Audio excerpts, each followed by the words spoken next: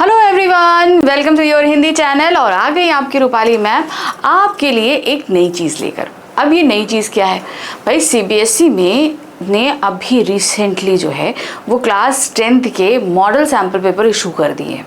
ये सभी आपको पता है, लगभग आप लोगों को सारे सैम्पल पेपर मिल भी गए होंगे। तो अब मेरी रिस्पॉन्सिबिलिटी बनती थी कि भाई क्लास 10th की हिंदी का सैम्पल पेपर हम आपके लिए लेकर आएँ। तो किस तरीके से पेपर आने वाला है, किस सेक्शन में कितने मार्क्स हैं, ये सारी चीज़ें तो मैं आपको पहले बता चुकी थी कि मतलब इस पोर्शन में इतने मार्क्स का आएगा। लेकिन अब क्वेश्चन कैसे आएंगे, इनके आंसर्स कैसे लिखने हैं और उन आंसर्स में किस चीज़ के लिए कितने मार्क्स मिलेंगे। जैसे सपोज हम लोग अनुच्छेद लिखते हैं तो अनुच्छेद में हमें किस तरीके से मार्क्स मिलेंगे, 6 मार्क्स का अनुच्छेद होता है तो कैसे मिलेंगे, पत्र में किस हिसाब से मार्क्स मिलेंगे, क्वेश्चन आंसर्स में जो आंसर्स हमें लिखने हैं वो हमें कैसे लिखने हैं। तो ये सारी चीज़ें जब मॉडल सैम्पल पेपर सीबीएसई ने इशू किया तो ये सारी चीज़ें आपको बताई हैं, ठीक है। तो आज हम यही करने वाले हैं। तो आज हम लेकर आए हैं class 10th Hindi course B, याद रखिएगा कोर्स बी का। कोर्स ए वाले अगर स्टूडेंट कोई भी ये देख रहे हैं तो ध्यान दीजिएगा, कोर्स ए का सैम्पल पेपर मैं पहले करा चुकी हूँ, आप चैनल पे जाके इसको देख सकते हो, ठीक है। अब कोर्स बी की हम बात करें तो आपके पास 2 बुक्स रहती हैं, स्पर्श और संचयन, इसके अलावा व्याकरण है और रचनात्मक लेखन है। तो इन सभी के सेक्शन डिवाइड करते हुए 4 खंडों में इस पेपर को डिवाइड किया गया है, ठीक है। तो चलिए देखिए, सबसे पहले ध्यान दीजिएगा, ये सीबीएसई का मॉडल क्वेश्चन सैम्पल पेपर है। ध्यान रखिए, उन्होंने जो एक कहते हैं ना, एक आपको सैंपल दे दिया है कि इस तरीके से पूरा पेपर आएगा। एग्जाम्स के दौरान मैं आपको बहुत सारे सैंपल पेपर सॉल्व कराऊंगी ताकि आपकी प्रैक्टिस होती रहे, ठीक। चलिए यहाँ पर अब ध्यान दीजिएगा, जो कोर्स बी वाले स्टूडेंट है उनका कोड रहेगा 085। क्या कोड रहेगा? 085। सेशन ये आपका है 25-26 का, यानी कि फेब में जो आपके एग्जाम होने वाले हैं उसका, और फिर उसके बाद मई में भी आपके पास फिर से एग्जाम होगा ना।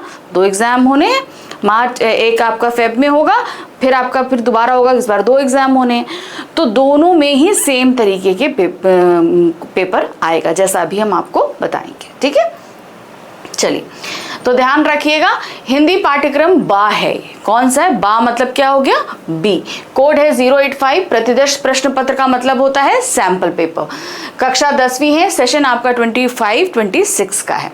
आपको 3 घंटे का समय मिलेगा पूरे क्वेश्चन पेपर में और 80 मार्क्स का पेपर होगा। वैसे तो 100 मार्क्स होगा, लेकिन 20 मार्क्स आपके इंटरनल बेसिस पे दिए जाएंगे। ये बात मैं आपको पहले समझा चुकी हूँ, ठीक है। अब कुछ सामान्य निर्देश आपको हर क्वेश्चन सैंपल पेपर में दिए जाएंगे। हर क्वेश्चन पेपर आपको किसी भी सब्जेक्ट का हो, कुछ इंस्ट्रक्शंस दिए जाते हैं। हमेशा उन इंस्ट्रक्शंस को जो है फॉलो करना ही करना है, मैंडेटरी। हमेशा उसको सीरियसली पढ़िएगा जरूर। देखिए, क्या है, निम्नलिखित निर्देशों को बहुत सावधानी से पढ़िए और उनका सख्ती से अनुपालन कीजिए। पहला है, इस प्रश्न पत्र में कुल 4 खंड है, का, खा, गा, घा। जैसे मैंने बताया था, पहला खंड का अपठित बोध है, खा आपका व्यवहारिक व्याकरण है, गा आपका दोनों पाठ्य पुस्तक पर आधारित प्रश्न रहेंगे और घा आपका रचनात्मक लेखन रहेगा, ठीक है। देखिए यहाँ पर इस प्रश्न पत्र में कुल 16 प्रश्न हैं और सभी प्रश्न अनिवार्य हैं। अब आप बोलोगे एक भी ऑप्शन नहीं है, तो डरने की जरूरत नहीं। इनमें इंटरनल बेसिस पे आपके पास, यानी कि इन प्रश्नों के उप प्रश्न भी रहेंगे, उसमें ऑप्शंस रहेंगे। जो 16 क्वेश्चंस है वो तो सारे आपको करने ही करने हैं, उप प्रश्नों में अंदर ऑप्शन रहेंगे। प्रश्न पत्र में आंतरिक विकल्प दिए गए हैं, ये समझ गए, मैंने बोला ना अंदर जो है वो ऑप्शंस रहेंगे। प्रश्नों के उत्तर दिए गए निर्देशों का पालन करते हुए लिखिए। हर प्रश्न के साथ कुछ निर्देश दिए गए हैं, उन निर्देशों को आपको पालन करना है।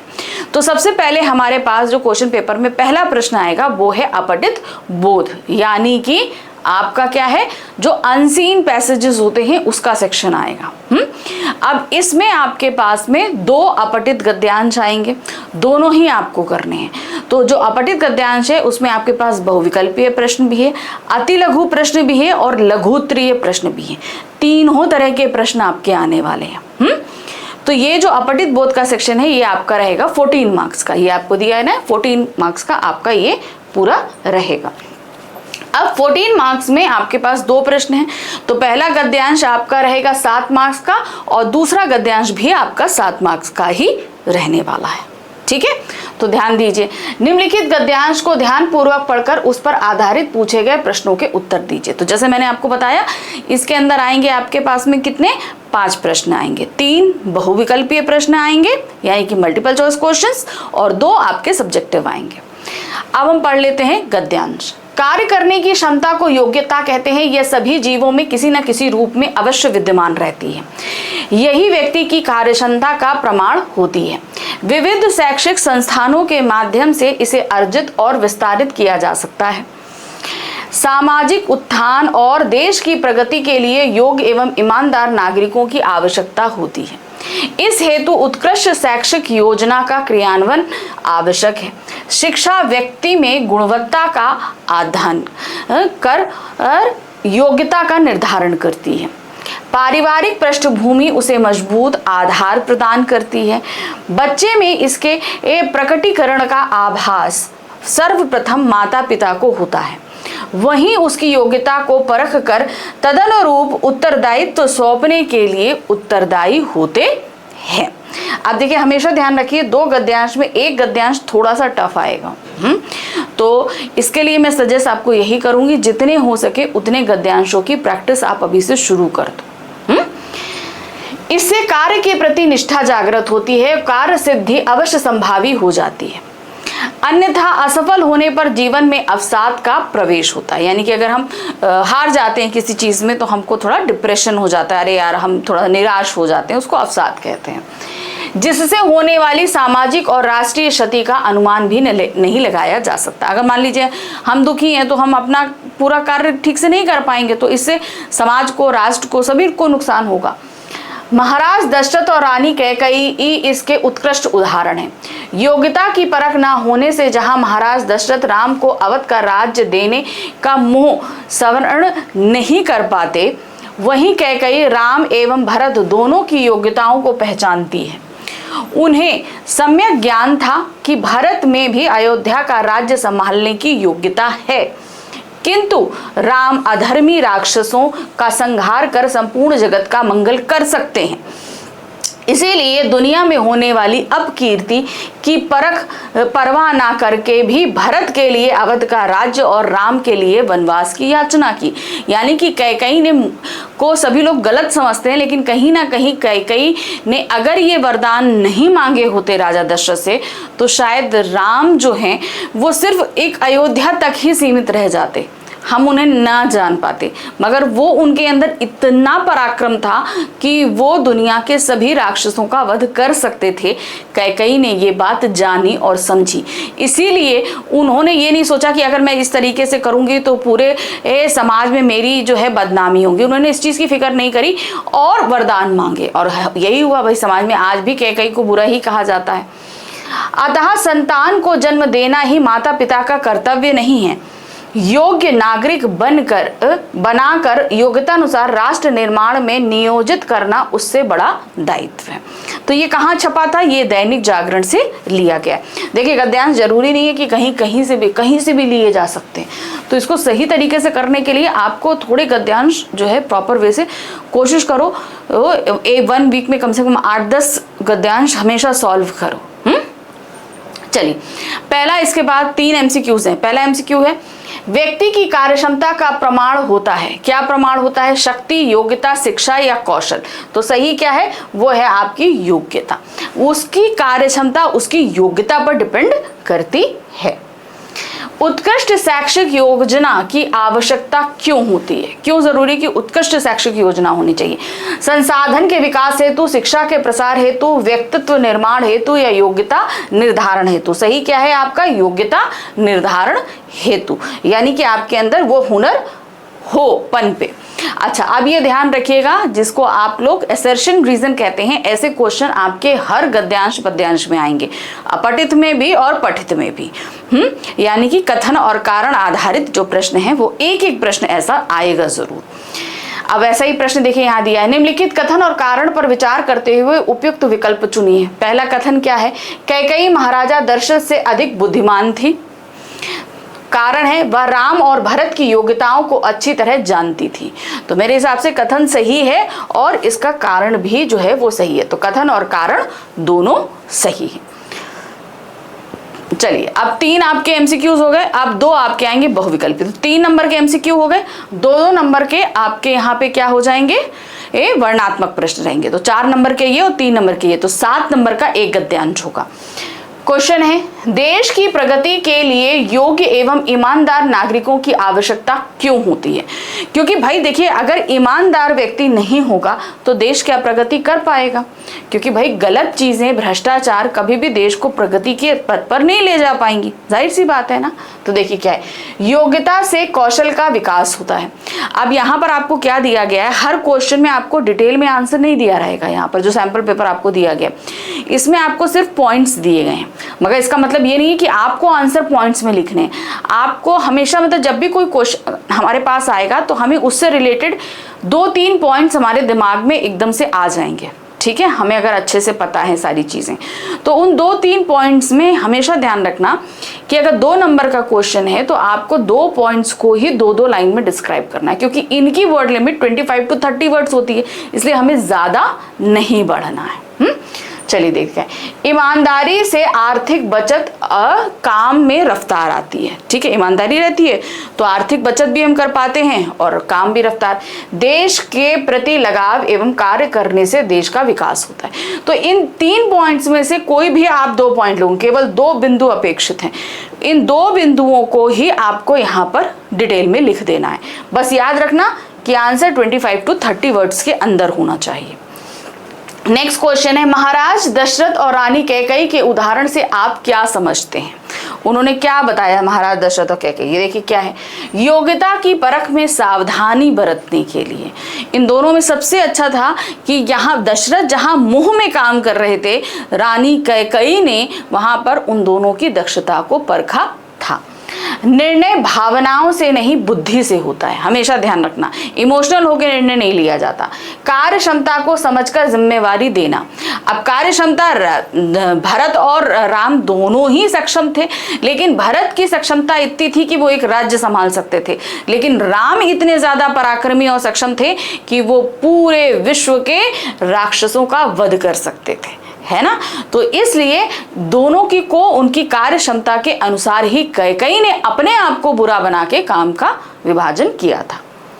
चलिए अब हम आ जाते हैं यहाँ पर दूसरा गद्यांश, ठीक है। वो पहला प्रश्न था, ये दूसरा प्रश्न है। यहाँ पर 1 लिखा हुआ है, मगर ध्यान रखना ये 2 है। सेकंड क्वेश्चन है ये, ठीक है। ये सेकंड क्वेश्चन है आपके पास में। अब इसमें भी उसी तरीके से रहेगा, गद्यांश हमें पढ़ना है और इस पर आधारित हमारे पास में कितने रहेंगे, वैसे ही 5 प्रश्न आएंगे, 3 बहुविकल्पीय और 2 वर्णात्मक।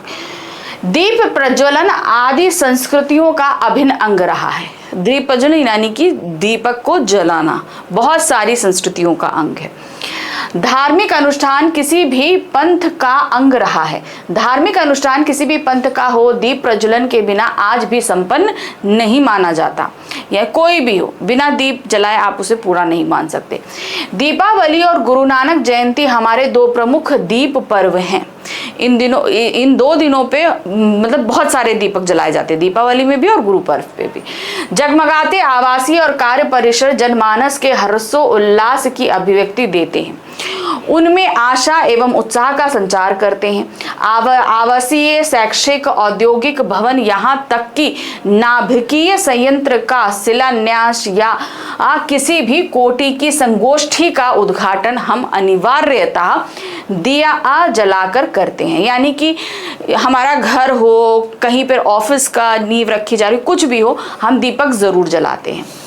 प्रज्वलित दीप से परिवेश की नकारात्मकता निराकृत होती है। यानी कि अगर हम दीप जलाते हैं तो क्या होगा, आसपास की नेगेटिविटी हट जाती है, वातावरण शुद्ध होता है, दैविक शक्तियों का आगमन होता है। यानी कि ईश्वरीय शक्तियां जो है वहां पर आती है, भाई जो नेगेटिविटी हट जाएगी तो वो आ जाएंगी।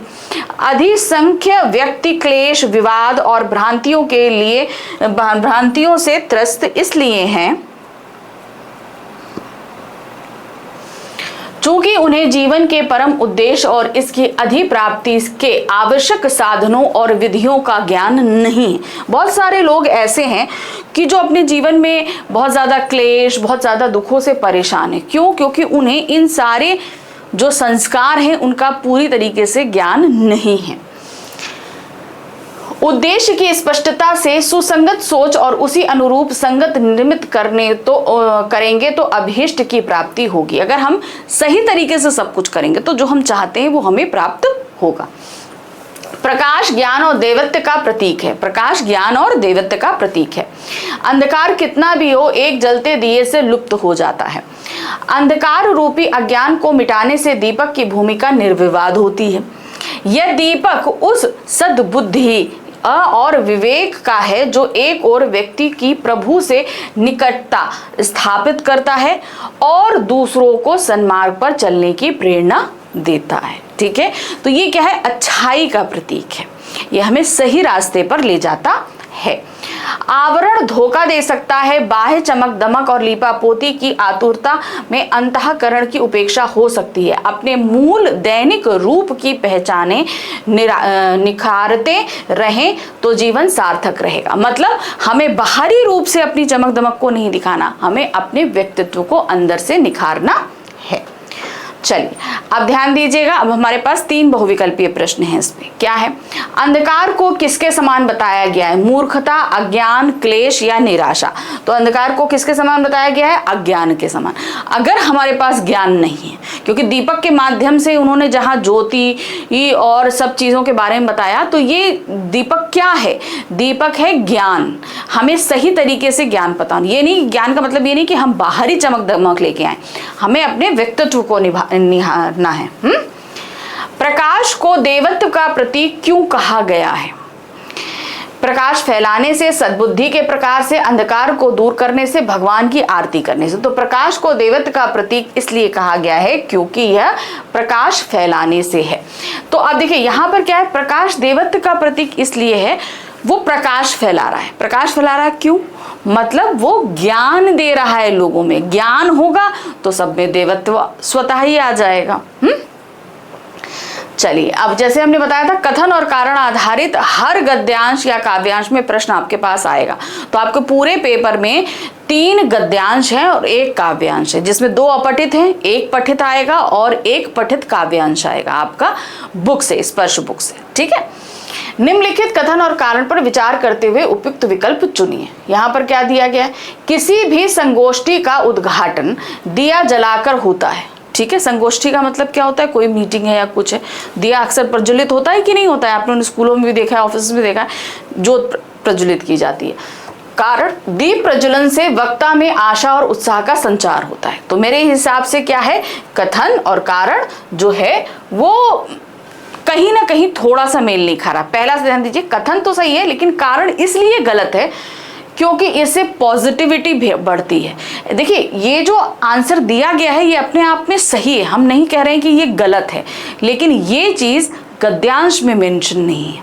गद्यांश में क्या मेंशन है कि संगोष्ठियों में जो दिया जलाया जाता है वो वहां पर पॉजिटिविटी यानी कि सकारात्मकता लेकर आता है, जबकि यहाँ पर आशा और उत्साह की बात की। ये अपने आप में सही है लेकिन गलत इसलिए हो जाता है क्योंकि ये गद्यांश में मेंशन नहीं है। चलिए अब हम आ जाते हैं सब्जेक्टिव क्वेश्चन। जीवन की सार्थकता से आप क्या समझते हैं? यानी कि जीवन का होना कहां तक सही है। अब यहां पर भी देखो आपको 3 पॉइंट दिए गए हैं, आपको 2 पॉइंट के अंदर इसे डिस्क्राइब करना होगा। अंतःकरण को पवित्र और निर्मल रखना, अपने गुणों को निखार कर राष्ट्र के विकास में योगदान देना, आवरण से मुक्त रहकर सृजनात्मक कार्यों में संलग्न होना।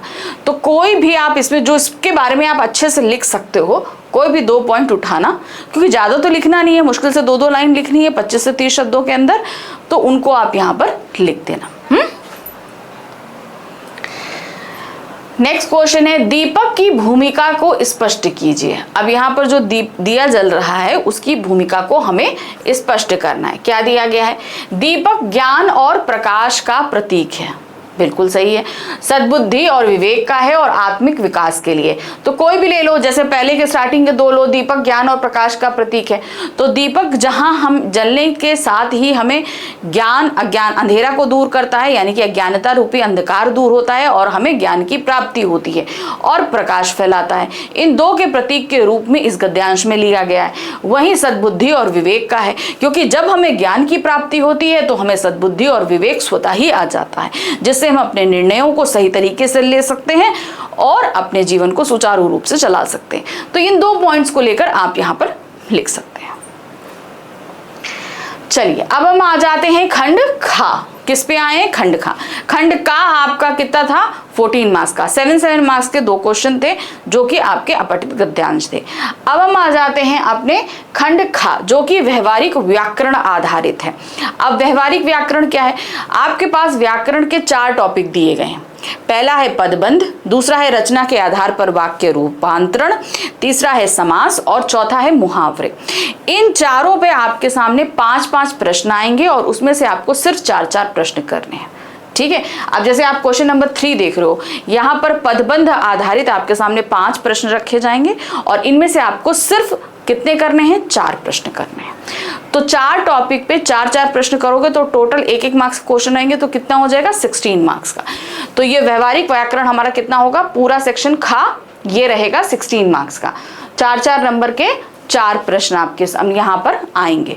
पहला प्रश्न 4 नंबर का है, 1-1 नंबर के 4 प्रश्न इसके अंदर है। ठीक, देखिए क्या है।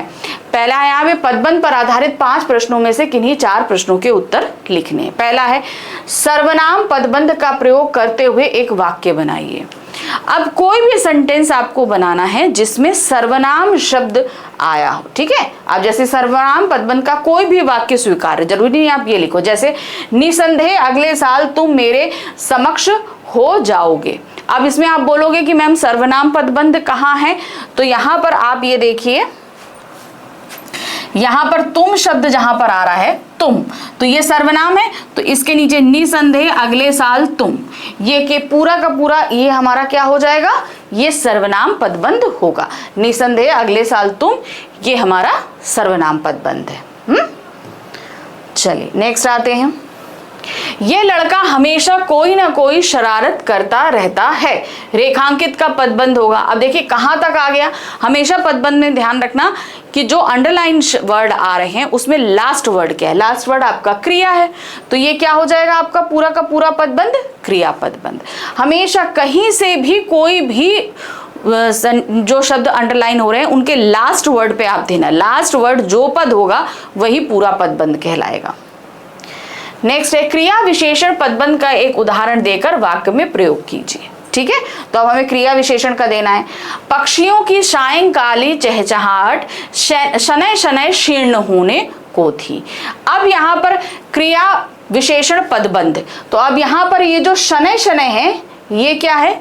शनय शनय जो है ये आपका क्या? ये क्रिया विशेषण है।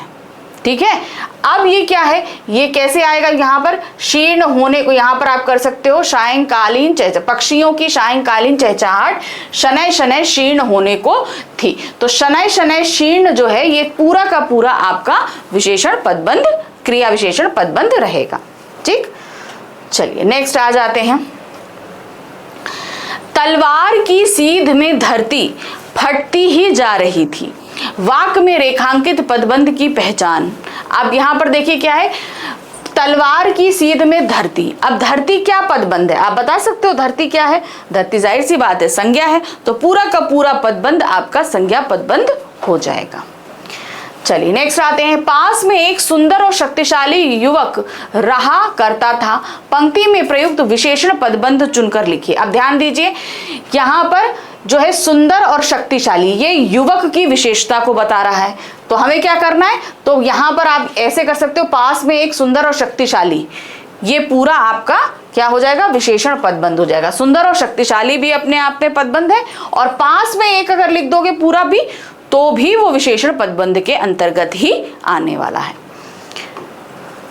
चलिए अब हम आ गए प्रश्न संख्या 4 पे। प्रश्न संख्या 4। अब हमारा जो व्याकरण का नेक्स्ट टॉपिक है रचना के आधार पर वाक्य भेद। इस पर अब 4 प्रश्न पूछे जाएंगे, 5 प्रश्न पूछे जाएंगे और आपको कितने करने हैं? 4 प्रश्न। देखिए रचना के आधार पर वाक्य रूपांतरण पर आधारित 5 प्रश्नों में से किन्हीं 4 प्रश्नों के उत्तर लिखिए। तो यहाँ पर भी 4 नंबर का रहा, 1-1 नंबर का 1-1 प्रश्न रहेगा। मेरे भाई साहब मुझसे 5 साल बड़े थे लेकिन केवल 3 दर्जे आगे। वाक्य का भेद बताइए। अब ध्यान दीजिए, मेरे भाई साहब मुझसे 5 साल बड़े थे। जब ये सेंटेंस हम पढ़ रहे हैं तो हमें क्या लग रहा है? पूर्ण लग रहा है। फिर लेकिन एक अव्यय लगा है, केवल 3 दर्जे आगे थे। तो 2 वाक्य दिए गए हैं, दोनों ही वाक्य अपने आप में स्वतंत्र है, तो सीधे सीधे ये क्या हो जाएगा, संयुक्त वाक्य। कौन सा वाक्य है ये, एक संयुक्त वाक्य है। नेक्स्ट आते हैं, फिर सालाना इम्तिहान हुआ और कुछ ऐसा संयोग हुआ कि मैं फिर पास हुआ। वाक्य का भेद लिखिए। अब ध्यान दीजिए, फिर सालाना इम्तिहान हुआ, अब फिर अव्यय लगे होने से पहले ही वाक्य में अपूर्णता आ गई, ठीक है।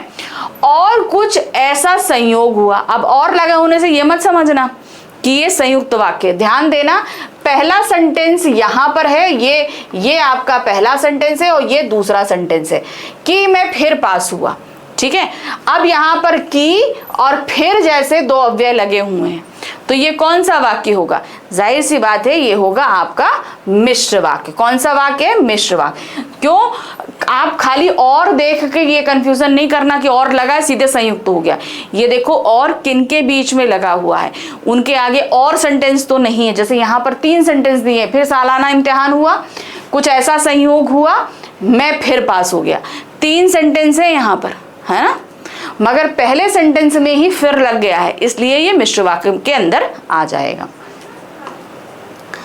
नेक्स्ट आ जाते हैं, जब अविनाश बाबू ने झंडा गाड़ा तब पुलिस ने उनको पकड़ लिया। संयुक्त वाक्य में रूपांतरित कीजिए। अब देखिए यहां पर किया है जब और तब, तो ये एक मिश्र वाक्य दिया है, ठीक है। संयुक्त वाक्य में जब इसे तब्दील करेंगे तो हमें क्या करना पड़ेगा, 2 स्वतंत्र वाक्य बनाने पड़ेंगे और उसे अव्यय से जोड़ना पड़ेगा। अब क्या है, अविनाश बाबू ने झंडा गाड़ा और पुलिस ने उनको पकड़ लिया, ठीक है। ये हम यहाँ पर दे सकते हैं। देखिए क्या है, अविनाश बाबू ने झंडा गाड़ा और पुलिस ने उन्हें पकड़ लिया। जो बात उनकी जिंदगी में थी वही उनके गीतों में थी। यह मिश्र वाक्य कैसे है, अब आपको यहाँ पर बताना है कि ये मिश्र वाक्य कैसे है। अब देखिए यहाँ पर कैसे होगा, पहली बात है यहाँ पर पहले सेंटेंस में और वही दूसरे सेंटेंस में आपके यहाँ पर लगे हैं व्याधिकरण अव्यय, ठीक है।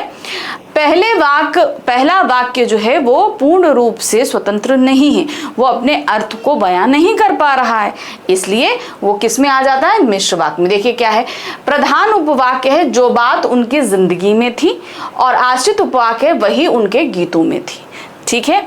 ये दोनों ही जो है व्याधिकरण अवयवों से जुड़े हुए हैं। नेक्स्ट है, सरल वाक्य का एक उदाहरण लिखकर उसे स्पष्ट कीजिए। अब जैसे आपको दिया गया था पहले उसी तरीके से कोई भी उपयुक्त वाक्य स्वीकार होगा। जैसे हम क्या बोलेंगे, कोई भी ले लीजिए, बड़े भाई की नजर बचाकर छोटा भाई खेलने चला जाया करता था। सिंपल एक सरल वाक्य है ना, इस तरीके से लिख सकते हैं। चलिए अब आज गए हम प्रश्न संख्या 5, जहां पर समास आधारित 5 प्रश्न रहेंगे और 4 प्रश्न करने, वही 4 नंबर के रहेंगे, 1-1 नंबर के 4 प्रश्न आएंगे। राम भी तुम ही लक्ष्मण साथी हो। पंक्ति में प्रयुक्त राम लक्ष्मण से सामासिक पद बनाकर भेद बताइए। राम लक्ष्मण सामासिक पद बनाएंगे तो क्या होगा, राम और लक्ष्मण, और कौन सा समास बनेगा, द्वंद्व समास बनेगा, ठीक है। चलिए देखिए यहाँ पर क्या है, राम लक्ष्मण, राम और लक्ष्मण द्वंद्व समास। तो इस तरीके के भी प्रश्न आ सकते हैं।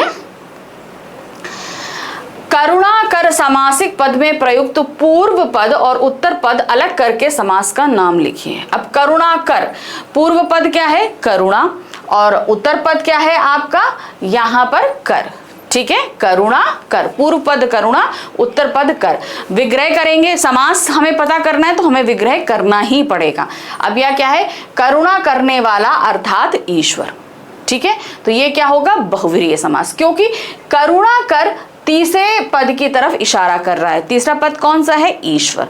तो जब हम तीसरे पद की तरफ इशारा करते हैं तो हमेशा वहां क्या बन जाता है, बहुव्रीहि समास बनता है। नेक्स्ट है, अनाथ का सामासिक विग्रह कर समास का नाम लिखिए।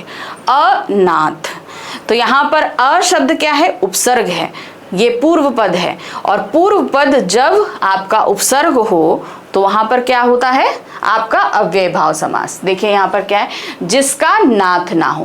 पहला पद उपसर्ग है अ, और नाथ, पूर्व पद अ और उत्तर पद नाथ।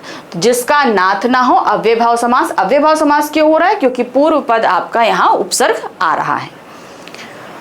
नेक्स्ट आते हैं कर्मधारय समास के किसी एक उदाहरण का वाक्य प्रयोग कीजिए। कोई भी उदाहरण, नील कमल, चरण कमल आप ले सकते हो, नील गाय, कोई भी आप ले सकते हो, बना सकते हो। जैसे कर्मधारय समास का कोई भी उपयुक्त उदाहरण स्वीकार्य है।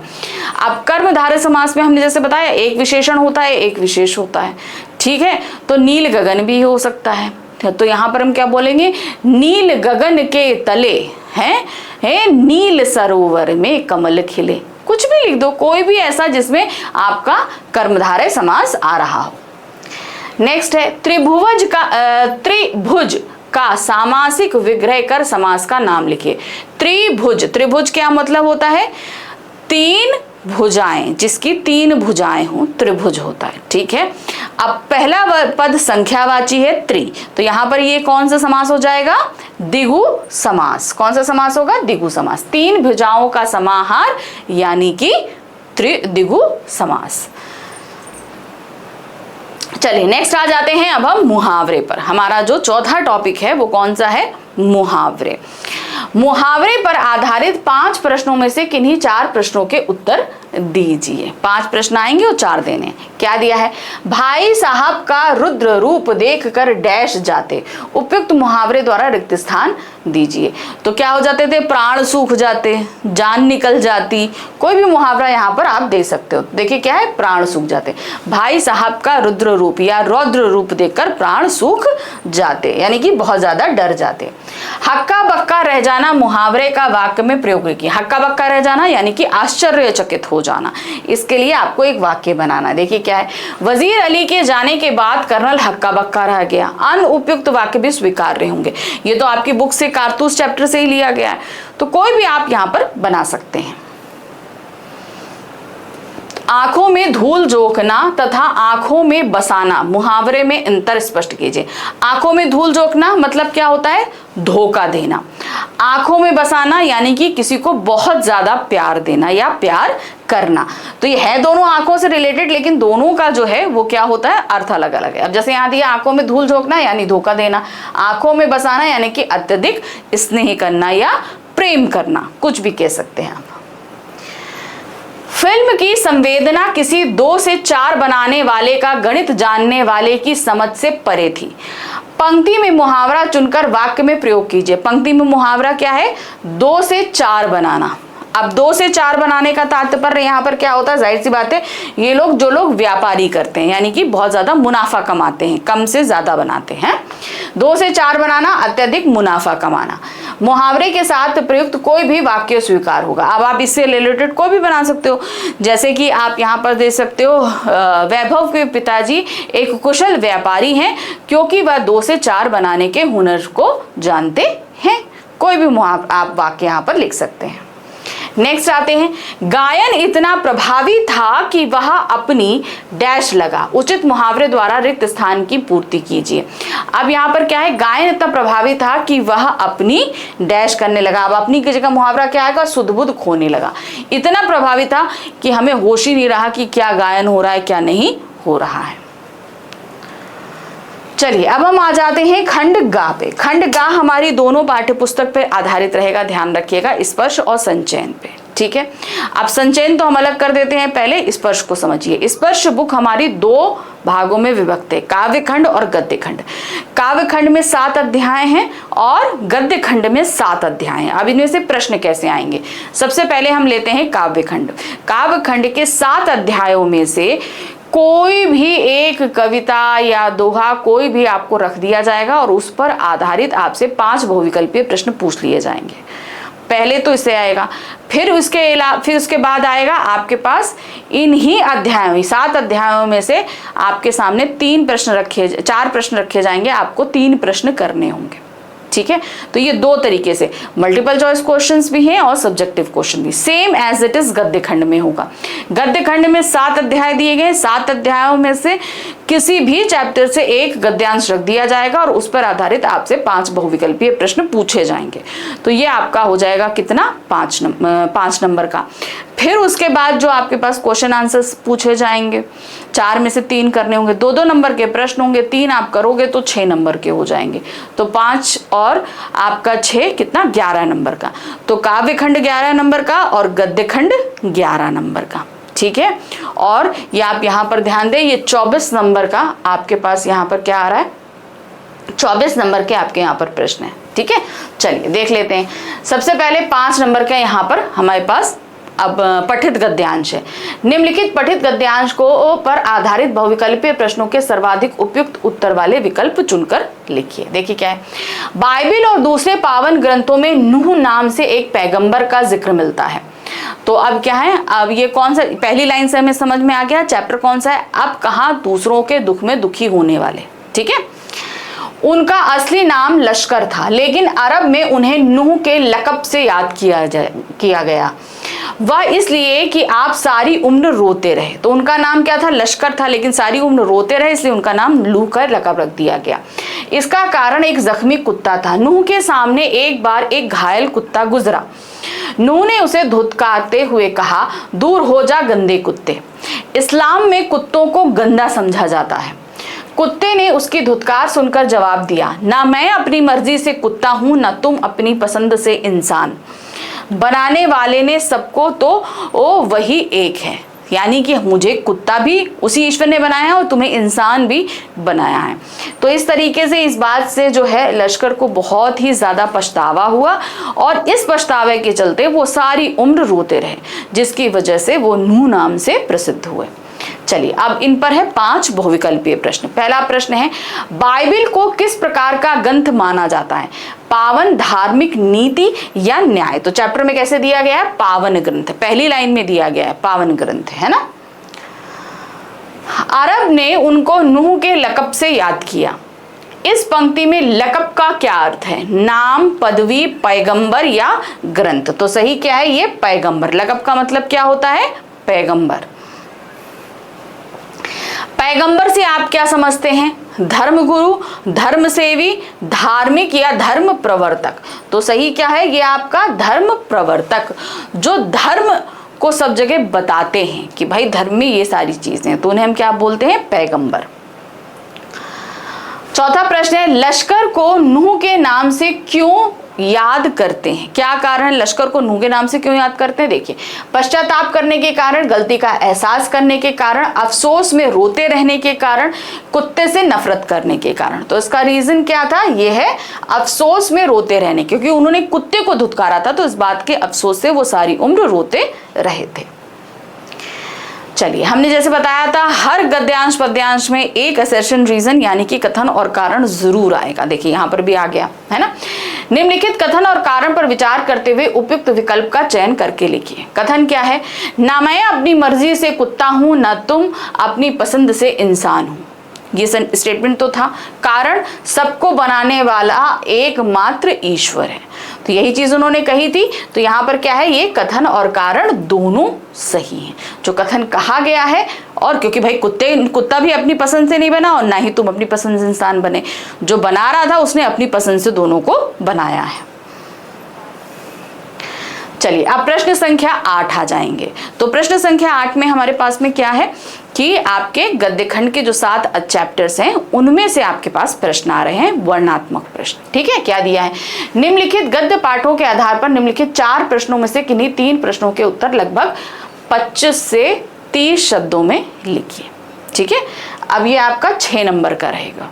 देखिए क्या है, बड़े भाई साहब के व्यक्तित्व की विशेषताओं के बारे में लिखिए। अब यहाँ पर देखिए आपके पास वैसे ही पॉइंट्स में ही दिया रहेगा, ये आपको क्या कहते हैं, इन्हीं पॉइंट्स में से सिलेक्ट करना है और उसे डिस्क्राइब करना है।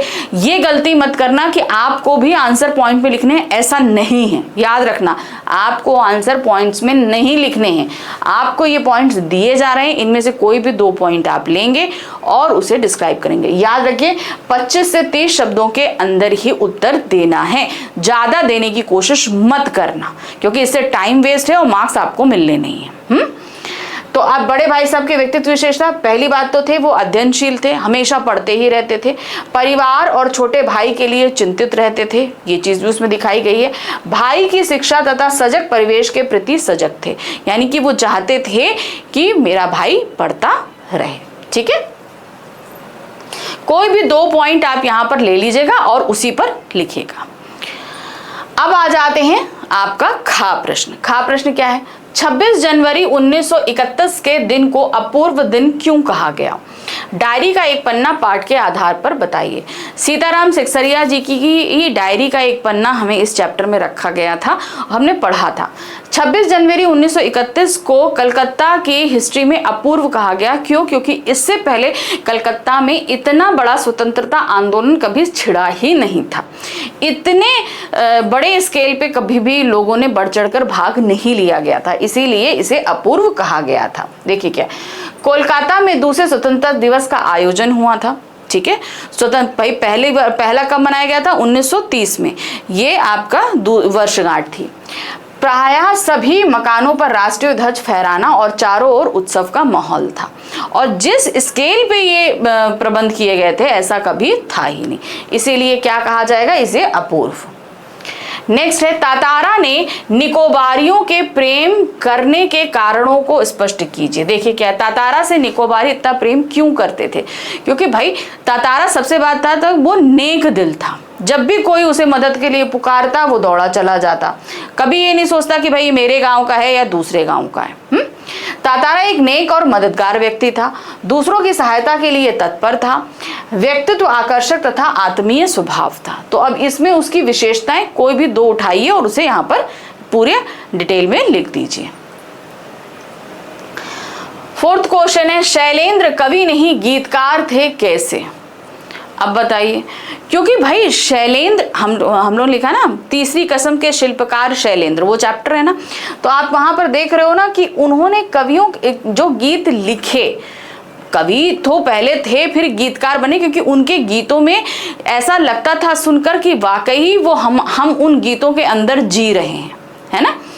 गीतकार के धन के प्रति आकर्षण के कारण, ठीक है, कवि धन लिप्सा से मुक्त थे, उन्हें धन कमाने या वैभव पाने या प्रसिद्धि पाने की कोई लालसा नहीं थी।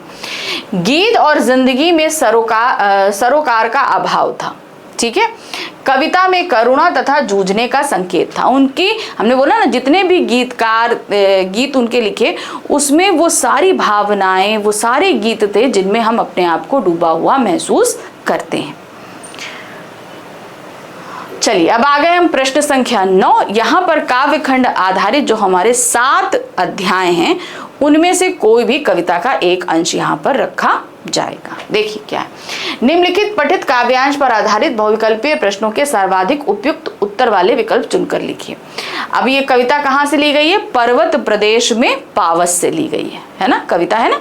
देखिए, पावस ऋतु थी पर्वत प्रदेश, पल पल परिवर्तित प्रकृति वेश, मेखलाकार पर्वत अपार, अपने सहस्त्र द्रग सुमन फाड़, अवलोक रहा है बार बार, नीचे जल में निज महाकार, जिसके चरणों में पलाताल, दर्पण सा फैला है विशाल। तो भाई मुझे ये डिटेल में आपको बताने की जरूरत नहीं है, क्योंकि मैं पहले भी आपको ये अच्छे से समझा चुकी हूँ। अब इस पर है आपके पास 5 बहुविकल्पीय प्रश्न और 5 आपको करने हैं। काव्यांश में किस ऋतु की बात की गई है? पावस ऋतु। पावस का मतलब क्या होता है? वर्षा ऋतु। तो किसकी बात की गई है यहाँ पर? वर्षा ऋतु की बात की गई है। नेक्स्ट है, तालाब की तुलना दर्पण से क्यों की गई है? विशाल होने से, बड़ा होने से, साफ और स्थिर होने से, पारदर्शी होने से। भाई दर्पण में अपना चित्र हम क्यों देख पाते हैं? क्योंकि दर्पण साफ होता है ना, और एक जगह स्थिर होता है, हिलता रहेगा। अगर पानी हिलता रहेगा तो हम उसमें चित्र अपना देख पाएंगे? नहीं, पानी एकदम साफ था और ठहरा हुआ था, इसीलिए उसे दर्पण कहा गया है। प्रकृति के स्वरूप में पल पल परिवर्तन क्यों हो रहा है? क्या कारण है? हर समय जो है वहां पर जो सिनेरियो है वो बार बार बदल रहा है। रीजन क्या है इसका? बादल के कारण, वर्षा के कारण, धूप के कारण या वर्षा ऋतु के कारण? तो इसका सबसे बड़ा कारण है वो वर्षा ऋतु के कारण। वर्षा ऋतु के कारण क्या होता है, बार बार बादल आ रहे हैं जा रहे हैं, जिसकी वजह से क्या हो रहा है, वहां का रूप बदल रहा है। एकदम से बादल आ जाते हैं, अंधेरा हो जाता है, फिर बादल हट जाते हैं, धूप हो जाती है, बादल नीचे आ जाते हैं तो सामने के पहाड़ गायब हो जाते हैं, ऐसा हो रहा है ना। पर्वत बार बार अपने को क्यों देख रहा है, वो क्यों देख रहा है? सुंदर होने से, फूल खिलने से, अविश्वास के कारण या उत्साहित होने? तो सबसे कारण क्या है, उत्साहित। तो यहाँ पर है वो उसके ऊपर जो इतनी सुंदरता है, फूल खिले हुए हैं, तो वो बहुत उत्साहित है देखकर, और इसीलिए वो अपने आप को बार बार देख रहा है। चलिए नेक्स्ट है आपके पास क्वेश्चन नंबर 5, कथन कारण आधारित है। निम्नलिखित कथन और कारण पर विचार करते हुए उपयुक्त विकल्प का चयन करके लिखिए। कथन क्या है, पर्वत अपने रूप पर मुग्ध हो रहा है, मोहित हो रहा है, बात सही है। नीचे जमे जल में स्वरूप दिखाई दे रहा है उसका, भाई वहीं देख रहा है तभी तो मोहित हो रहा है। तो सही क्या है आपका, कथन और कारण दोनों सही है। चलिए अब आ जाते हैं प्रश्न संख्या 10। काव्य खंड के जो 7 अध्याय हैं उनमें से, उन 7 अध्यायों में से कहीं से भी आपके सामने 4 प्रश्न रखे जाएंगे, आपको सिर्फ 3 प्रश्न करने। कितने करने हैं, 3 प्रश्न करने हैं, ठीक है। तो ये आपके हो जाएंगे 6 नंबर के, 2-2 नंबर का प्रश्न रहेगा। और आंसर याद रखना 25 से 30 शब्दों में ही आपको आंसर देना है, इससे ज्यादा देने की कोशिश मत करना। मीरा कृष्ण का चाकर क्यों बनना चाहती हैं? क्यों? क्योंकि उनका सानिध्य पाएंगी और हर समय उनका दर्शन वो पा सकेंगी, उनकी भक्ति कर सकेंगी, इसलिए कृष्ण का सानिध्य चाहना यानी कि उनके साथ चाहने के कारण उनका चाकर बनना चाहती हैं। रोज सुबह दर्शन करना चाहती हैं, कृष्ण भक्ति में रमे रहना चाहती हैं, वो हमेशा कृष्ण भक्ति ही करना चाहती है। तो अब जब उनकी ये दास वो बन जाएंगी, दासी बन जाएंगी, तो क्या होगा, हर समय उनको देखती रहेंगी, उनकी भक्ति में डूबी रहेंगी। कंपनी बाग में रखी तोप सैलानियों से क्या कहती है, कि वो क्या कह रही है कि एक ये समय था कि जब मैं बहुत जबर थी, मैंने स्वतंत्रता सेनानियों के धज्जे उड़ा दिए थे, ये चीज बताई थी ना उसने। देखिए क्या है, अपनी वीरता का बखान कर रही है कि एक समय था कि मैं इतनी शक्तिशाली थी, अपनी ताकत के बारे में बताती है, अपने समय में वीरों के धज्जे उड़ाए थे ये बताती है, शासकों का साथ दिया था, शासक उस समय कौन थे, अंग्रेज, उनका साथ दिया था, ये चीजें बताती। तो कोई भी 2 आप उठाइए यहाँ पर, जैसे अपनी वीरता का बखान करिए, अपनी ताकत के बारे में बताती, ये 2 पॉइंट उठा के आप यहाँ पर डिस्क्राइब कर देना। नेक्स्ट है, कवि कैफी आजमी ने जिंदा रहने के समय से मौत के क्षण को अधिक महत्वपूर्ण क्यों माना है? चैप्टर कौन सा है, कर चले हम फिदा, जानो तन साथियों अब तुम्हारे हवाले वतन साथियों, ठीक है, मशहूर गीत है ये। तो उस गीत में उन्होंने क्या बोला कि जिंदा रहने से कहीं ज्यादा अच्छा और कीमती क्षण होता है क्या, मौत का। क्यों? क्योंकि ये मौत अपने देश की रक्षा और सम्मान के लिए न्यौछावर की जा रही है, इसलिए उन्होंने बोला। देखिए क्या है, मौत का क्षण बार बार नहीं आता, बाई बात है, एक ही बार आएगा वो अपनी जिंदगी में। फिर मृत्यु के मौके जीवन में कब आए निश्चित नहीं है। दूसरा चीज, जीने का समय रोज होता है, जीना तो रोज होता है, मरते तो इंसान एक ही बार, इसलिए वो कीमती। और दूसरी ये मौत जो है वो किसके लिए आ रही है, वो अपने देश के लिए आ रही है, इसलिए वो ज्यादा कीमती है। नेक्स्ट है, आत्मत्राण कविता एक अलग भाव की कविता है, कैसे?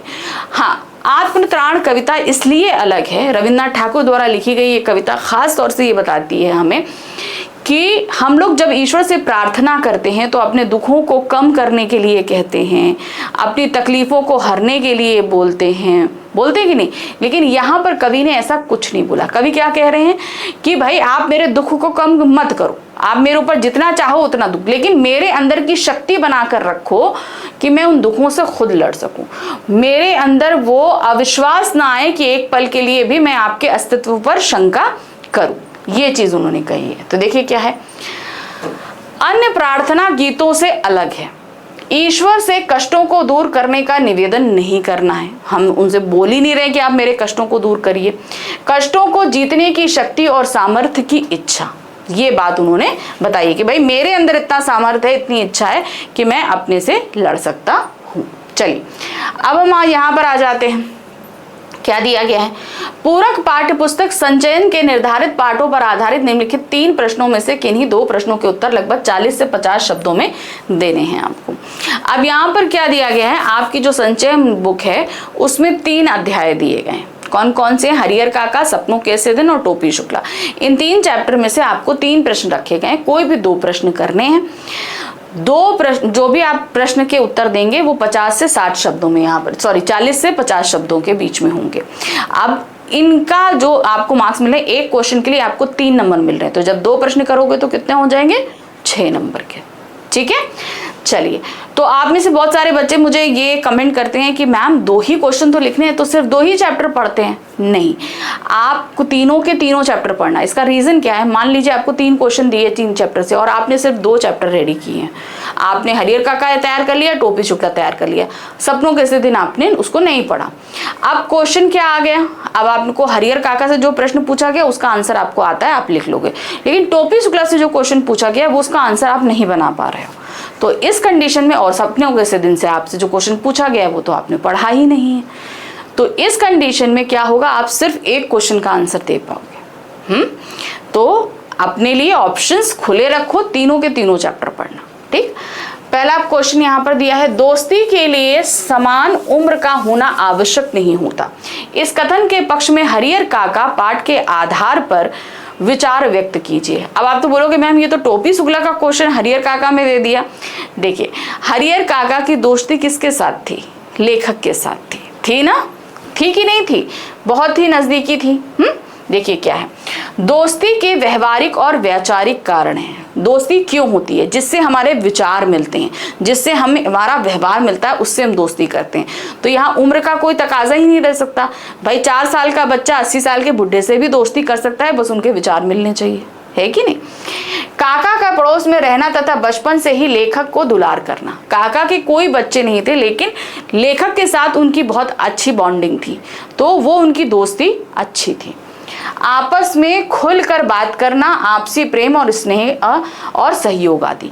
तो हमेशा ये ध्यान रखिए कि दोस्ती के लिए उम्र का होना कोई भी जरूरी नहीं है। तो कोई भी 2 पॉइंट लिख के आप उसे यहाँ पर कर सकते, मतलब 4 पॉइंट आपको यहाँ पर देने पड़ेंगे, क्योंकि 40 से 50 शब्दों में लिखना है। बच्चों की पढ़ाई को लेकर अभिभावक उदासीन थे। सपनों कैसे दिन पाठ के आधार पर कथन की समीक्षा कीजिए। क्योंकि देखिए, ज्यादातर परिवार सब व्यापारिक परिवार थे, व्यापार करने वाले परिवार थे, तो इसलिए उनको लगता था कि भाई हिसाब किताब आ जाए ताकि बही खाता संभाल लें, व्यापार कर लें, इतना पढ़ना लिखना बहुत है। तो पढ़ाई लिखाई के प्रति अभिभावक को इतने ज्यादा सीरियस नहीं थे, और जब पेरेंट्स सीरियस नहीं हो तो बच्चे भी नहीं है। अधिकांश अभिभावक निम्न मध्यम वर्ग से थे। शिक्षा को रोजगार से देखना था, जीवन में शिक्षा के महत्व को नहीं समझना था, यानी कि वो इंपॉर्टेंस नहीं समझते। मान लो अगर व्यापार नहीं चला तो कुछ और कर सकेंगे अगर शिक्षा उनके पास होगी, तो ये सारी चीजें वो नहीं समझते थे, इसीलिए वो उदासीनता उनकी थी। तीसरा प्रश्न है, टोपी शुक्ला की कहानी में इफ़न की कहानी को जानना क्यों आवश्यक है? आप बताइए, टोपी शुक्ला में इफ़न की कहानी को जानना क्यों जरूरी? इफ़न कौन था? इफ़न कलेक्टर का लड़का था ना, जिससे टोपी की जो है वो दोस्ती हो गई थी। अब इफ़न और टोपी दोनों अलग अलग धर्म के थे, लेकिन तब भी दोस्ती अच्छी थी, है कि नहीं? इफ़न टोपी का अभिन्न मित्र था, इसलिए हमें जानना, क्योंकि ये कहानी है टोपी के ऊपर, लेकिन अगर हम इफ़न के बारे में नहीं जानेंगे तो समझ लो टोपी के जीवन का एक हिस्सा हम नहीं जान पाए। इफ़न की बात किए बगैर टोपी को जानना नामुमकिन है। टोपी और इफ़न अभिन्न मित्र थे, इसलिए जो है हमें इफ़न के बारे में ज्यादा जानना जरूरी है। तो यहाँ पर हमारा खंड गा भी खत्म हो गया। अब हम आ गए हैं किस पे? खंड घा, जो कि हमारा आखिरी खंड है, और ये खंड है रचनात्मक लेखन, जिसमें आपका अनुच्छेद लेखन, पत्र लेखन, आपका जो है विज्ञापन लेखन, लघु कथा लेखन, ये सब आएगा। ठीक है, चलिए देखते हैं। अब आ जाते हैं प्रश्न संख्या 12 से शुरू हो रहा है खंड घा, जो कि है रचनात्मक लेखन, और ये है आपका पूरा 22 मार्क्स का। कितना आ रहा है? 22 मार्क्स का ये पूरा खंड दिया गया है। देखिए क्या है, निम्नलिखित 3 विषयों में से किसी एक विषय पर संकेत बिंदुओं के आधार पर लगभग 120 शब्दों में एक अनुच्छेद लिखिए। आपको 3 अनुच्छेद दिए जाएंगे, 3 में से जिस भी अनुच्छेद को आप अच्छी तरीके से लिख सकते हो, जिसके बारे में आपको ज्यादा नॉलेज है, उसे आप ऑप्ट करो और उसके बारे में लिखो, और जो भी आप लिखोगे वो आपका 120 शब्दों के अंदर ही होना चाहिए। तो 3 ऑप्शन दिए, 3 में से कोई भी आप जो भी करोगे उसके लिए आपको 5 नंबर यहाँ पर मिलेंगे। पहला है पंचायती चुनाव, ठीक है। अब इसके संकेत बिंदु दिए हैं, पंचायत क्या है आपको बताना है, चुनाव की आवश्यकता एवं नाम आपको बताना है, ग्रामीण विकास में महत्व। तो ये 3 संकेत बिंदु दिए हैं, इस पे लिखना होगा। दूसरा ऑप्शन है स्वास्थ्य और मोटा अनाज, ठीक है। मोटा अनाज क्या होता है, मिलेट्स। स्वास्थ्य का महत्व, मोटा अनाज क्या है, और स्वस्थ रहने में भूमिका, ये 3 संकेत बिंदु इसके दिए गए हैं।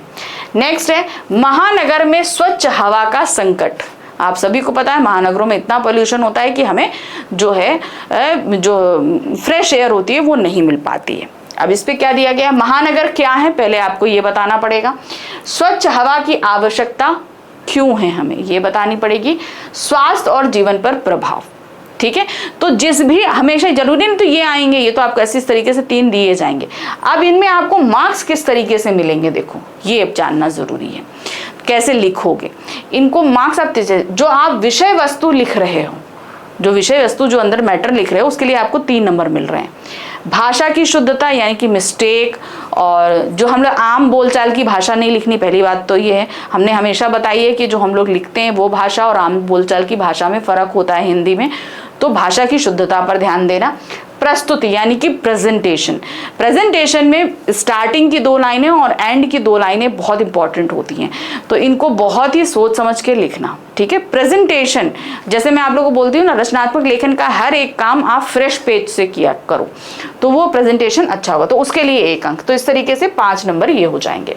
प्रश्न संख्या 13 में आपके पास 2 पत्र आएंगे, दोनों में से कोई एक पत्र कर रहे हैं। जो भी आप पत्र करोगे 100 शब्दों में होना चाहिए, और एक पत्र के जो पत्र लिखोगे उसके लिए 5 नंबर मिलेंगे, ठीक है। देखिए क्या, आप भरत या भारती हैं, लड़के हैं तो भरत और लड़की हैं तो भारती हैं। विद्यालय में भाषा क्लब बनाने के लिए प्रधानाचार्य को पत्र लिखिए। आपके सिलेबस में औपचारिक पत्र ही हैं तो दोनों औपचारिक ही रहेंगे। अथवा करके दूसरा दिया है, आप हरियाणा के रोहतक जिले के सामना गांव के निवासी हैं, गांव के लोग स्वच्छता के संदर्भ में सभा करने वाले हैं। इसकी जानकारी देते हुए किसी राष्ट्रीय दैनिक समाचार पत्र के संपादक को पत्र लिखिए। तो ये एक संपादकीय पत्र है, तो दोनों औपचारिक पत्र हैं। आपको इसमें किस तरीके से मार्क्स मिलेंगे ये देखिए क्या है, प्रारूप। प्रारूप मतलब क्या होता है, आपका जो फॉर्मेट है, लेटर का फॉर्मेट अलग होता है, औपचारिक और अनौपचारिक का दोनों का। तो इसकी प्रस्तुति यानी कि स्टार्टिंग की प्रस्तुति, जहां हम लोग सेवा में प्रधानाचार्य जो भी स्कूल है उसका नाम, पता, दिनांक जो सब लिखते हैं वो स्टार्टिंग होता है। एंड में जहां हम लिखते हैं धन्यवाद भवदीय करके, या आदर क्या कहते हैं सब लिखते हैं ना आपका शिक्षार्थी, तो वो आपका अंत होता है। तो उस प्रारंभ और अंत की औपचारिकता के लिए आपको 1 अंक मिलेगा। अंदर जितना मैटर लिखेंगे उसके लिए 3 अंक मिलेंगे, और भाषा की शुद्धता के लिए आपको 1 अंक मिलेगा, ठीक। अब आ जाते हैं प्रश्न संख्या 14 पे। यहाँ पर क्या दिया गया है, आपको 2 सूचनाएं दी गई हैं, दोनों में से कोई एक सूचना आपको यहाँ पर लिखनी है। देखिए क्या है, निम्नलिखित में किसी एक विषय पर लगभग 60 शब्दों में सूचना लिखनी है। तो दोनों में से जो भी आप लोगे 60 शब्दों में होना चाहिए, और जो भी आप करोगे उसके लिए आपको क्या मिलेगा, 4 नंबर। तो पहला है, आप अनुभव या अनुभा हैं। आप अपने स्कूल के हिंदी भाषा विकास मंच के सचिव हैं, आपको बता दिया गया कि आप सेक्रेटरी हैं। आपने स्कूल के अंतर विद्यालय भाषा प्रतियोगिता का आयोजन किया है, यानी कि इंटर स्कूल अंतर विद्यालय यानी कि विद्यालय के अंदर के ही विद्यालय। एक होता है अंतर विद्यालय, 2 विद्यालयों के बीच में होता है, लेकिन ये अंत आपका यहाँ पर क्या दिया है, अंतर विद्यालय। तो अंतर विद्यालय का मतलब क्या हुआ, विद्यालय के अंदर। सभी विद्यार्थियों को सूचित करने के लिए एक सूचना तैयार करना। तो पहला तो ये दिया गया है। दूसरा क्या है, आप सर्वोदय सोसाइटी के सचिव हैं। आपकी सोसाइटी में 1 सप्ताह तक गंगा जल का आना बंद रहेगा। इसकी जानकारी देते हुए एक सूचना लिखिए, ठीक है, ये आपको दिया गया है। तो दोनों सूचना में से कोई भी सूचना आपको 60 शब्दों में करनी है और इसके लिए आपको 4 नंबर मिलेंगे। मगर ये 4 नंबर किस तरीके से मिलेंगे ये देखिए। प्रारूप यानी कि जो इसका फॉर्मेट होता है, जाहिर सी बात है सूचना आप सभी को पता है कि एक ब्लॉक में बनाई जाती है। सबसे पहले जो संस्था सूचना दे रही है उस संस्था का नाम होता है, फिर सूचना लिखा जाता है, फिर डेट होती है, उसका समय होता है, फिर सूचना का विषय होता है, फिर उसकी विषय वस्तु होती है। तो जो उसका एक फॉर्मेट होता है उस फॉर्मेट को आप फॉलो करोगे तो उसके लिए 1 अंक मिलेगा। अंदर जो भी मैटर में लिखोगे वो 2 अंक का होगा। भाषा की शुद्धता के लिए आपको 1 अंक मिलेगा। प्रश्न संख्या 15, यहां पर आपके सामने 2 विज्ञापन दिए गए हैं, दोनों में से कोई एक विज्ञापन आपको करना है। निम्नलिखित में से किसी एक विषय पर लगभग 40 शब्दों में आकर्षक विज्ञापन तैयार कीजिए। अब 40 शब्दों में आपको विज्ञापन में आप सभी को पता है ज्यादा लिखना नहीं होता, मगर बस उसे आकर्षक बनाना होता है। 3 नंबर का आपको मिलेंगे। तो पहला विज्ञापन है, आपसे अवनी प्रकाशन के प्रबंधक ने एक विज्ञापन बनाने के लिए आग्रह किया है, आप इस प्रकाशन के लिए एक आकर्षक विज्ञापन तैयार कीजिए। ठीक है। दूसरा है, NH 24 सड़क अब लाल बत्ती से मुक्त हो गई है, दिल्ली से मेरठ तक यात्रा बिना रुके पूरी की जा सकती है, आम जनता को इसकी जानकारी देते हुए एक आकर्षक विज्ञापन तैयार कीजिए। ठीक है, तो विज्ञापन आपको दोनों जो भी आपको सही लगे उसमें से तैयार करिए। अब इसमें होगा रचनात्मक प्रस्तुति। रचनात्मक प्रस्तुति मतलब आप कितना अट्रैक्टिव बना सकते हो ताकि देखने में वो आकर्षक लगे, उसके लिए आपको 1 नंबर मिलेगा। विषय वस्तु के लिए 1 नंबर मिलेगा और भाषा की शुद्धता के लिए 1 नंबर मिलेगा। चलिए नेक्स्ट आ जाते हैं प्रश्न संख्या 16, जो कि हमारी प्रश्न पत्र का अंतिम प्रश्न है। यहां पर आपके सामने एक लघु कथा और दूसरा एक ईमेल, दोनों में से आपको कोई एक करना है। लघु कथा कर लीजिए या ईमेल कर लीजिए। पहला है का, मैं अपने घर की बालकनी में बैठा चाय पी रहा था कि अचानक तेज हवाएं चलने लगी। पंक्ति से लगभग 100 शब्दों की लघु कथा लिखिए। ठीक है, तो आपको दे दिया गया, इसके आगे आपको कथा लिखनी है। ठीक है, 100 शब्दों में लिखनी है। अब नेक्स्ट आ जाइए, आप कार्तिक या कृतिका। ठीक है, आपको उच्च शिक्षा के लिए शिक्षा लोन की आवश्यकता है। स्टेट बैंक ऑफ इंडिया के प्रबंधक को लगभग 80 शब्दों में ईमेल लिखकर लोन के लिए आवेदन करिए। अब आपको बैंक प्रबंधक को ईमेल लिखना है, तो जो भी आपको अच्छे से आता है उसे आप लिखेंगे और उसके लिए आपको मिलेंगे 5 नंबर। अब इसमें आपको मार्क्स कैसे मिल रहे हैं ध्यान दीजिए जरा। तो ये देखिए, अगर आपने लघु कथा लिखी तो उसके लिए प्रेजेंटेशन प्रस्तुति के लिए आप कितने अच्छा प्रस्तुत कर रहे हो उसके लिए 1 नंबर मिलेगा। विषय वस्तु के लिए 3 नंबर मिलेगा। भाषा शुद्धता के लिए 1 नंबर मिलेगा। ठीक है, अब अथवा करके हमारे पास ईमेल था। ईमेल के लिए आपके पास प्रारूप में आपको पता है फॉर्मेट मैंने बताया है। CC होता है, BC फॉर्म होता है, 2 होता है, BCC होता है, CC होता है, सारी चीजें होती है ना। तो वो आपको सही तरीके से लिखनी है, जो उसका फॉर्मेट है वो आपको देना। जैसे बॉक्स में आपको लिखना है, ये भी ध्यान देना होगा है। विषय वस्तु 3 अंक की और भाषा शुद्धता 1 अंक का। ठीक है, तो इस तरीके से हमारा ये पूरा क्वेश्चन पेपर रहेगा। मैंने आज class 10th Hindi course B का पूरा पेपर आप लोगों को समझा दिया कि किस तरीके से पेपर आपका आने वाला है, कैसे कैसे मार्क्स आएंगे, सारी चीजें। तो रही बात, ये तो अभी मॉडल सैंपल पेपर था। एग्जाम्स तक मैं आपको सारा सिलेबस कंप्लीट करा के अच्छे से प्रैक्टिस कराऊंगी सैंपल पेपर की। आपको PYQs भी मिलेंगे, सब कुछ मिलेगा। ठीक है, तो चलिए जल्दी ही मिलेंगे दोबारा हम अपने नए वीडियो के साथ में। Thank you for watching, bye bye.